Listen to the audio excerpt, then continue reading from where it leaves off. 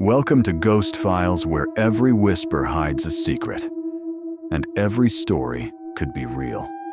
Before we begin, don't forget to like, share, and subscribe, because you never know which story might be waiting for you next. Turn off the lights, put on your headphones, and get ready, because tonight's story might follow you, even after it ends. Story 1. The Man Who Waited Every Day. Location: Starbucks on Peachtree Street, Atlanta, Georgia, 2019. Kayla Morrison was 26 years old when she started working at a Starbucks on Peachtree Street in Midtown Atlanta. She had worked in coffee shops since she was 19. She liked the rhythm of it, the regulars, the morning rush, the particular satisfaction of a well-made drink. She was good at her job, fast behind the bar, good with customers, the kind of employee who remembered people's orders after the second or third visit. She had worked at 3 different locations before Midtown and thought she had seen every variety of customer behavior that the coffee shop world had to offer. She had not seen this variety yet. His name, she eventually learned, was Warren. He came in for the first time on a Tuesday morning in March, a few weeks after Kayla had started at that location. He ordered a tall drip coffee, black. He paid cash. He took a seat at the small, 2-top table closest to the counter, the table that had a direct sightline to the bar, and he sat there for 2 hours reading a folded newspaper. None of that was unusual. Starbucks locations in Midtown Atlanta were full of people who worked on laptops, read newspapers, held informal meetings, spent a morning working from a table. Warren was unremarkable in every external way, mid-50s, neatly dressed in plain clothes, clean, quiet, no visible sign of anything concerning. He came back the next morning, same order, same table, same newspaper, or possibly a different one folded in the same way. 2 hours, and then he left. And the morning after that, and the morning after that. By the end of the second week, Kayla had noticed that Warren was specifically tracking her movements, not the shop generally, her specifically. His eyes followed her from the espresso machine, to the handoff counter, to the drive-through window, to the back room door. When she was on the bar, his attention was on the bar. When she moved to the register, his eyes moved to the register. When she went to the back, his eyes stayed on the door she had gone through, and did not move until she came back out. She mentioned it to her shift supervisor, a 30-year-old man named Dre, who had been at that location for 4 years. Dre watched Warren for a few days and agreed that something about it felt off. He mentioned it to the store manager, a woman named Patrice, who said she would keep an eye on it.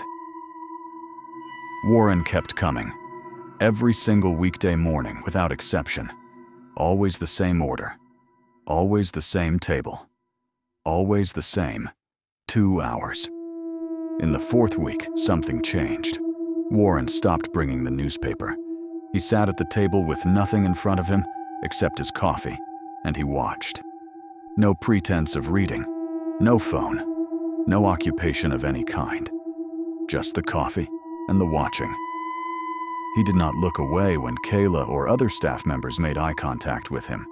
He met their eyes with a patience and steadiness that felt less like confidence and more like indifference, as if their awareness of his watching was simply not a factor that concerned him.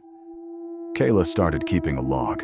She wrote down the dates, the times of arrival and departure, any variations in behavior. She did not know exactly why she was keeping it instinct. Mostly, the same instinct that makes you want to have a record of something you cannot yet fully name. In the 6th week, Warren did something new.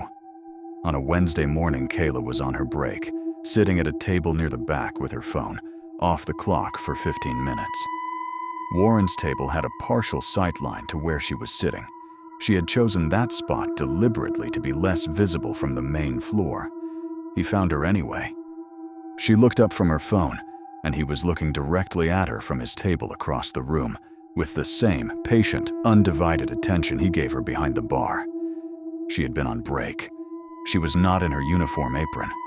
She looked different from her working self, and he had found her anyway, and was watching her with the same focused attention as always. As if it did not matter which version of her was visible, working Kayla or break time Kayla, because what he was watching was not what she did, but simply the fact of her being there. She went directly to Patrice's office after her break and told her everything, including the log she had been keeping. Patrice took it seriously. She called the district manager. The district manager said they would review the situation and told Patrice that for the time being, if Kayla felt uncomfortable, she could decline to serve Warren directly and have another staff member take his order. The next morning, Warren came in and Kayla stepped back from the register. A co-worker named James took his order. Warren paid, took his coffee, and went to his table. He looked at the spot where Kayla usually stood. He looked at the table where Kayla was now standing, having moved to the back of the bar. He found her. He always found her. Patrice called the non-emergency line for Atlanta PD that afternoon. An officer came in the following morning. He sat in the store in plain clothes and observed. Warren came in at his usual time, ordered his coffee, sat at his table, and watched Kayla for 2 hours. The officer approached Warren as he was leaving and had a brief conversation outside.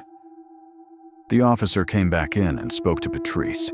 He said the man had given his name as Warren Schultz, said he simply liked that Starbucks and was a regular customer, and had committed no crime by sitting in a coffee shop.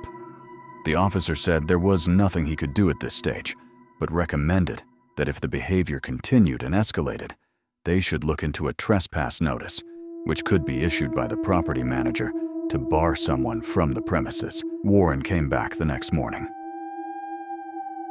The trespass notice process took 2 weeks. During those 2 weeks, Warren came in every day. On the second to last day before the notice was issued, something happened that Kayla describes as the moment the situation moved from deeply uncomfortable to genuinely frightening. She was outside on her break, standing on the sidewalk in front of the store, calling her mother. She had come outside specifically because it was her only guaranteed time away from Warren's field of view.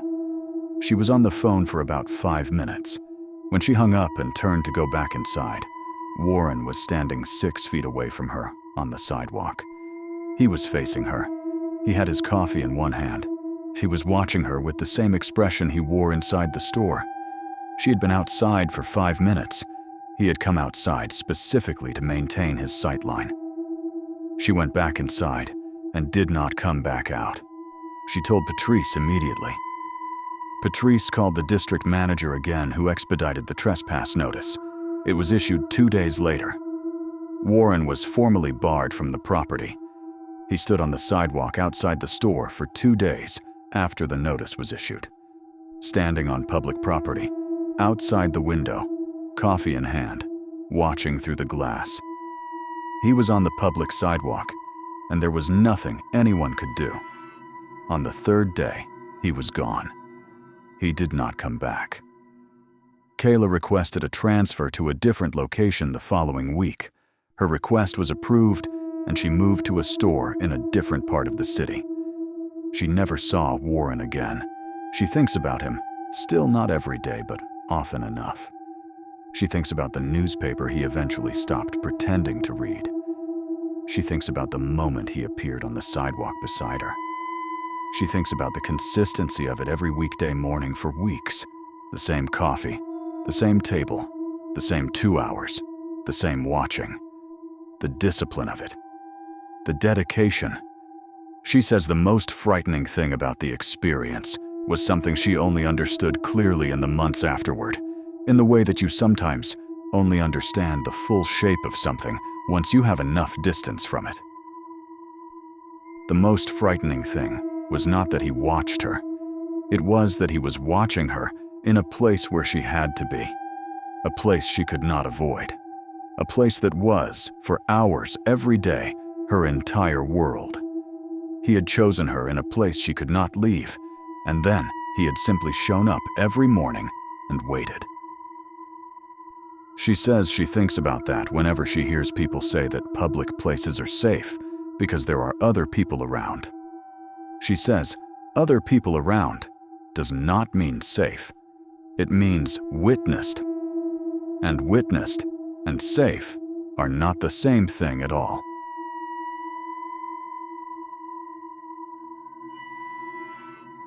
Story 2. The Note Under the Cup. Location: Starbucks. Drive-through: Scottsdale, Arizona, 2021. Melissa Park was 24 years old and had been working the Starbucks drive-through in Scottsdale for 8 months when it started. The drive-through at her location was one of the busiest in the region, a commercial area with heavy traffic, multiple office parks nearby, a constant flow of cars from 5 a.m. until well past midnight. She was fast, efficient, good-humored with customers, and had settled into the rhythms of the window the way good drive-through workers do, the specific pacing of conversation and movement that keeps a line flowing without making anyone feel rushed. In early October, a car started coming through every morning between 7:30 and 8 a.m. A dark blue sedan, a few years old, one occupant, a man, mid-30s, sunglasses, plain clothing. He ordered the same thing every morning, a venti iced coffee, light ice, 2 pumps vanilla. He paid with a card. He said thank you when he took his drink. He was by every observable measure a perfectly ordinary regular. After the 3rd visit, Melissa noticed he was looking at her with slightly more attention than customers usually gave to the person at the window. Not leering, just watching. A focused, interested attention that was just slightly more than the normal transactional glance. She noted it and moved on because the line was long and she had no time to think about anything that was not the next drink and the next car.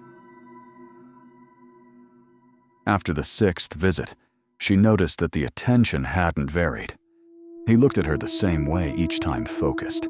Still, the sunglasses making it impossible to see exactly where his eyes were directed, but the orientation of his face leaving little doubt. She mentioned it to a coworker, a woman named Bree, who shrugged and said some guys did that and it was annoying but not unusual. After the 10th visit, Melissa found the note. She had handed him his drink and he had pulled away, and she had moved on to the next car. A few minutes later, during a brief break in the line, she picked up the cup she had set to the side, her own half-finished water, and something fell off the bottom of it. A folded piece of paper. Small, precise, folded twice. She unfolded it. It said in neat, small handwriting, "I have been watching you for a while. You are more interesting than you know." She stood at the window and read it twice. The line had backed up and Bree called her name, and she folded the note back up and put it in her apron pocket and went back to work because there was nothing else to do right then. But her hands were not steady for the rest of the shift. She showed Bree the note on their break. Bree said it was creepy and she should tell the manager. Melissa told the manager, a 35-year-old man named Kevin, who looked at the note and said she should call the police if she felt threatened, and that he would review the drive-through camera footage from that morning to get a plate number. The plate number came back registered to a residential address in Scottsdale. Kevin passed it to the officer who came in that afternoon. The officer noted everything and said that the note, while unsettling, did not constitute a threat, and that there was limited action available at this stage. The man came back the next morning, and the morning after that. Melissa worked the window because she was scheduled for it, and she could not simply refuse to work her assigned position. Each morning he took his drink and said thank you, and drove away. He did not pass another note. He did not say anything unusual. He simply came and looked at her in the way he had always looked at her, and left. Then one morning, a Thursday in November, about 3 weeks after the note, he said something when he took his drink. He took the cup from her hand and looked at her and said quietly, "I know you showed someone the note. That was not what I hoped for." He drove away before she could respond. Melissa was shaking when she stepped back from the window. He knew she had shown someone. That meant he had either been told by someone at the store, which was a possibility that disturbed her in its own right, or he had observed some change in how she or the staff behaved toward him. He had been paying close enough attention to notice the change and to know what it meant. She called the police herself that morning. A different officer came, a woman named Detective Ramirez, who worked in the department's threat assessment unit. Detective Ramirez took the situation more seriously than the first officer had. She reviewed the camera footage herself, noted the plate, ran the registered owner, and cross-referenced it against an existing database. She did not tell Melissa exactly what she found. What she told Melissa was that she was personally recommending a trespass notice be issued for the property immediately, and that Melissa should document any contact outside the Starbucks location and call her directly if she saw the man anywhere other than the drive-thru. The trespass notice was issued that afternoon. Kevin, the manager, told the man when he came through the following morning that he was no longer welcome at the property. The man looked at Kevin for a moment, and then looked at the window behind Kevin, where Melissa was standing watching. He drove away. He came through the drive-thru 2 more times over the following week, before apparently registering that the notice was being enforced. After the second time, Kevin called the police, and a patrol car sat in the parking lot for the next 4 mornings. The man did not come back after that. Detective Ramirez called Melissa 3 weeks later and told her that the situation had been resolved and that she should continue to document anything unusual. She would not say more than that. When Melissa pressed her, she said only that the man had been spoken to and that there were existing matters in his background that had made the department take the situation more seriously than a first read of the facts might suggest. Melissa still works in food and beverage at a different location now, not a drive-thru. She requested an inside position specifically so that she has more control over her interactions and is not positioned alone at a window through which anyone can access her for the duration of a transaction. She says the note was not the most disturbing moment of the whole experience. She says the most disturbing moment was when he told her he knew she had shown someone, because that sentence meant he had a model of her life outside their 30-second interaction each morning. It meant he had been thinking about her, tracking changes in her behavior, drawing conclusions. It meant that to him, their relationship was ongoing and substantial and mutual in a way that existed entirely in his mind and nowhere else. She says she has thought many times about the phrase he used in the note, "more interesting than you know." She says she is still not sure whether that phrase was meant as a compliment or as something else. She says on balance, she thinks it was something else. Story 3. The closing shift that changed everything. Location: Starbucks, Portland, Oregon, 2022. This story was told by a woman named Danielle Cross, 27, who worked at a Starbucks in a commercial neighborhood in Portland. She had been at the location for a year and a half and was one of the more experienced closing shift staff members, familiar with the routine of shutting the store down, cleaning the equipment, counting the drawer, taking out the trash, locking up. She had closed dozens of times, and the routine had become so automatic that she could do most of it without thinking. The closing shift ran until 11 p.m. The store was in a mixed commercial and residential block, other businesses nearby, but most of them closed by 9 or 10 p.m., which meant that by the time Danielle and her one closing coworker, a 22-year-old named Omar, finished up and came out the back, the street was generally quiet. On a Wednesday night in January 2022, they finished closing at around 11:20. There had been a problem with the espresso machine requiring extra cleaning time. Omar took the trash to the dumpster in the alley behind the building. Danielle locked the back door. They walked around to the front of the building where both their cars were parked along the street. Danielle unlocked her car and got in.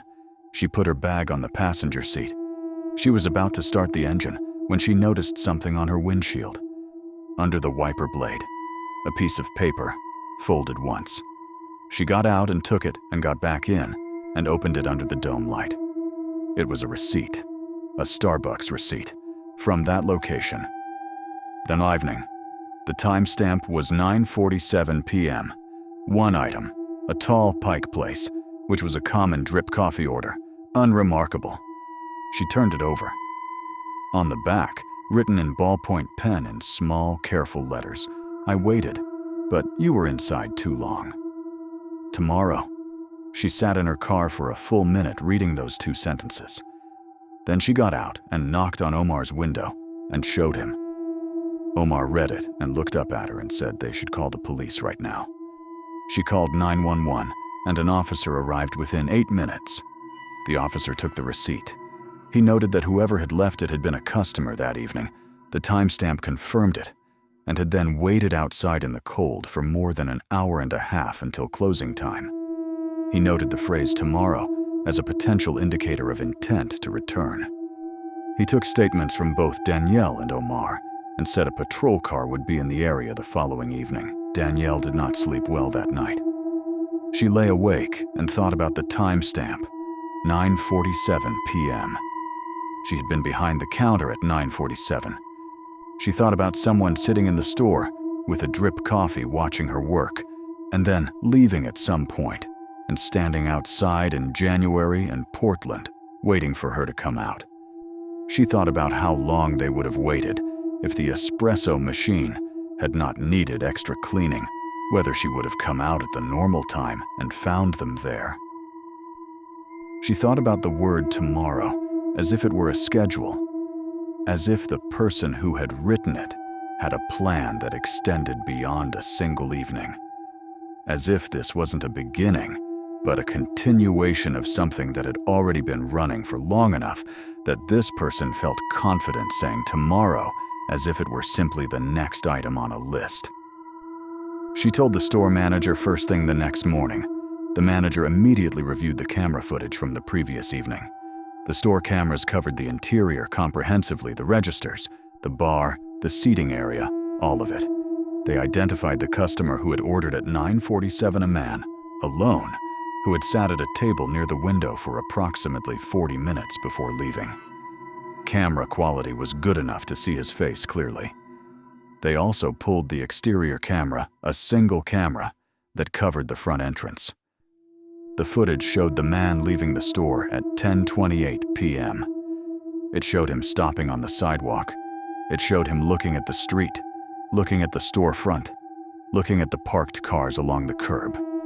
And it showed him walk to a specific car, Danielle's car, which she always parked in the same spot, and lift the wiper blade and slide the note under it and walk away down the street. He had known which car was hers. Of all the cars parked along that block, he had gone directly and without hesitation to hers. The police were called back immediately. The footage was provided. A detective was assigned to the case. They ran the image against databases and identified the man within 48 hours. Danielle was told only that he had a prior record of a similar nature at another location in a different city and that he was being brought in for questioning. She was also told something that she describes as the most disturbing piece of information in the entire experience. The detective told her that when they reviewed the interior camera footage more carefully, they found that the man had been a customer at that Starbucks location on 17 separate occasions over the previous 2 months. 17 visits that none of the staff had specifically noticed or flagged as unusual. 17 mornings and afternoons spent in the store before this particular Wednesday closing shift. He had been coming in for 2 months, building a picture, learning the schedule, learning which car was hers, learning which shift she worked and what time it ended, watching her make drinks and call names and wipe down the counter and smile at customers, and do all the ordinary things that make up an ordinary shift. For 2 months before he wrote that note, he had been sitting in that store with his coffee and his patience and his plan. The case was prosecuted. A restraining order was issued. Danielle was told the man received a sentence that included time served and probation, and the restraining order was part of the conditions. She left that Starbucks location 3 weeks after the incident. She works in an office now, a desk job that she found specifically because it had no public-facing component. She says she misses coffee work sometimes. She misses the regulars and the morning rush and the satisfaction of a well-made drink. She does not miss the feeling of being watched through glass by someone with a plan and the patience to carry it out. She says the thing that changed permanently for her, the thing she cannot undo regardless of how much time has passed, is the way she thinks about being a regular somewhere. She thinks about all the ordinary times she has sat in a coffee shop or a restaurant or a waiting room and been an unremarkable presence that the staff barely noticed. She thinks about how invisible ordinary presence can be, how a person can become part of the furniture of a place, just another customer, just another face, while building something in their mind that no one around them can see. She says she does not want to make people afraid of their ordinary routines. But she says she also thinks it matters to understand that visible and known are not the same thing. That a person can sit in full sight of everyone in a brightly lit coffee shop for 2 months and be entirely invisible and entirely purposeful at exactly the same time. She says that understanding the gap between visible and known is the thing she carries with her every day. And she says she thinks about it every single time she orders a coffee. Stay aware. Trust your instincts. And if something feels off, even in the most ordinary public place, that feeling deserves your attention